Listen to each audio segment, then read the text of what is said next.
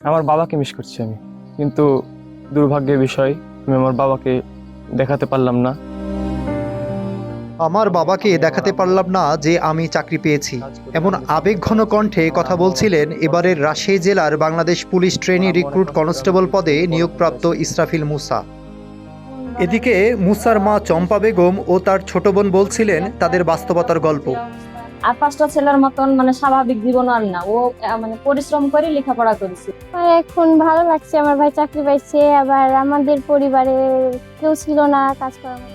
নিয়োগপ্রাপ্তদের মধ্যে রয়েছেন এতিম, কৃষক, চা দোকানি, শ্রমিক, কাঠমিস্ত্রি সহ অধিকাংশই দিনমজুরের সন্তানেরা। চাকরি পেয়ে আবেগ আপ্লুত হয়ে পড়েন অনেকেই। খুশি এর মতন আনন্দ নাই। যেখানে এই চাকরির জন্য 2-3 বার ঘুরেছি, হয়নি, এবার শেষ মুহূর্তে হয়েছে।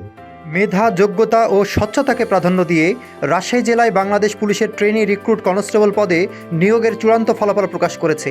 সবচেয়ে আলোচিত বিষয় হলো একজন প্রার্থীর পুরো নিয়োগ প্রক্রিয়ায় খরচ হয়েছে মাত্র 120 টাকা। কোনো ধরনের সুপারিশ বা আর্থিক লেনদেন ছাড়াই নিয়োগ সম্পন্ন হয়েছে বলে জানিয়েছে রাজশাহী জেলা পুলিশ। এবারের নিয়োগ প্রক্রিয়ায় মোট আবেদন করেন 3748 জন, পরীক্ষায় অংশ নেন 2683 জন। প্রাথমিকভাবে উত্তীর্ণ হয়ে 880 জন লিখিত পরীক্ষায় অংশ নিয়ে মৌখিক পরীক্ষার জন্য 102 জন প্রার্থী স্থান পান।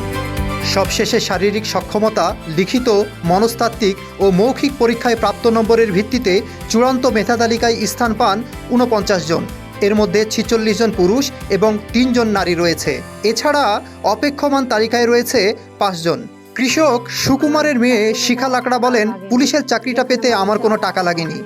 শিখা লাকড়া আরও বলেন, পুলিশের চাকরি করাটা তার ছোটবেলার স্বপ্ন ছিল, যা আজ পূরণ হয়েছে।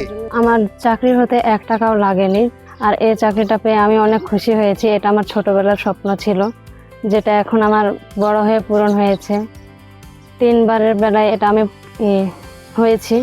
এদিকে মোহনপুর বাজারের চা দোকানি শাহাদত হোসেন দুলাল বলেন, আমাদের ছেলে একটি সরকারি চাকরি পেয়েছে তার মেধা যোগ্যতায়, আমি তাই খুব খুশি। আমার ছেলে চাকরি পাওয়াতে আমি অনেক আনন্দিত এবং অনেক খুশি হয়েছি। সদ্য পুলিশের কনস্টেবলে চাকরি পাওয়া পারভেজ জাহান শান্ত বলেন, মেধা ও যোগ্যতা যার আছে সে চাকরি পাবে। ফ্রিতে চাকরি পাওয়ার অনুভূতি প্রকাশ করার মতো না। আর মানুষকে বোঝানো কঠিন যে পুলিশের চাকরি টাকা ছাড়া হয় না, কিন্তু এটাই সত্য যে আমার ফ্রিতে পুলিশের চাকরি হয়েছে। আমার বাবা মোহনপুর একটা ছোট চায়ের দোকান করে। খুব সুন্দর অনুভূতি, আমি ফ্রিতে চাকরি হয়েছে। আর মানুষকে বোঝানো খুব কষ্টকর কি পুলিশের চাকরি মনে করেন যে টাকা ছাড়া হয় না, কিন্তু আলহামদুলিল্লাহ আমার টাকা ছাড়া চাকরি হয়েছে। চতুর্থ মাঠ করে এবার আমার চাকরি হয় আল্লাহর রহমতে। এদিকে রাজশাহী জেলার পুলিশ সুপার মোহাম্মদ নাইমুল হাসান জানান, আমরা শুধু কনস্টেবল নিয়োগ দেইনি, বরং মেধা ও সততার ভিত্তিতে এক ঝাঁক দেশপ্রেমিক তরুণকে বেছে নিয়েছি, যারা ভবিষ্যতে জনগণের প্রকৃত সেবক হিসেবে কাজ করবে। এবং আমাদের যে ভর্তির প্রক্রিয়া, পরীক্ষা প্রক্রিয়া, এখানে ধাপে ধাপে তাদেরকে সিলেকশন করা হয় এবং এক্ষেত্রে কোনো ধরনের অবৈধ লেনদেন বা কোনো কিছুর সুযোগ নেই। টাকা পয়সার লেনদেন হয়, এটা আমি বলবো একটা অপপ্রচার।